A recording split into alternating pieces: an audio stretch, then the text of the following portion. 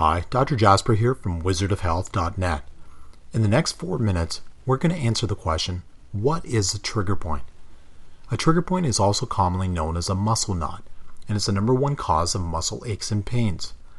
Most experts believe that trigger points can contribute up to 85% of all muscular pain. That includes such things as tension headaches, back pain, and carpal tunnel syndrome.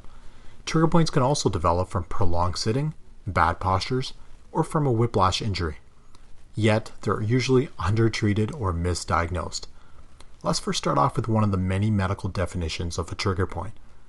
Myofascial trigger points, also known as trigger points, trigger sites, or muscle knots, are hyperirritable spots in the fascia surrounding skeletal muscle. They are associated with palpable nodules in taut bands of muscle fibers.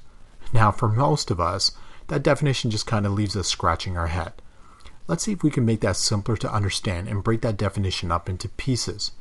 A palpable nodule can be better visualized as a knot in a rope. But how does this occur in a muscle? Let's take a look at the biceps muscle as an example. You can see that the muscle is really a group of fibers, like a rope, that start off from one end of the muscle to the other, all moving in parallel. Diving deep into the most individual fiber, we get something that looks like this. Here, you can see the palpable nodule inside a muscle fiber. If we go even deeper into this, you can see that each of the nodules has areas that have the so-called contraction knots mixed in with normal fibers. This is the reason trigger points are called muscle knots.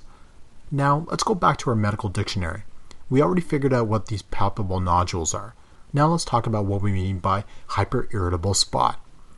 Now, our muscles are designed to contract when we need them to, from such things as lifting weights at the gym to lifting a child. We need this to happen quickly. It would take us too long to even think about it every time we need to suddenly tighten up our muscles. That's why our body is constantly monitoring the right time to tense up through the spinal cord instead.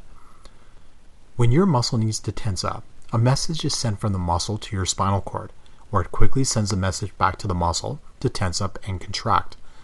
Now, what would happen if the message back to the muscle was always to stay tense? Let's review again on some of the things that puts your muscle in a shortened or contracted position. We talked about such things as sitting for long periods in a bad posture, or muscle damage that occurs after a car accident. The best analogy I like to use is a computer adapter plugged into a wall socket. Picture the adapter as your muscle and the socket as your spinal cord. When it's plugged in for too long, the adapter heats up. It can essentially become sensitive to the touch. Now, when this happens with a muscle, it becomes hyperirritable, with a muscle being in a constant state of contraction with the palpable nodules, and being hyperirritable, it becomes sensitive to pressure. Now, let's summarize what we learned about trigger points. Trigger points are the most common cause of muscle pain.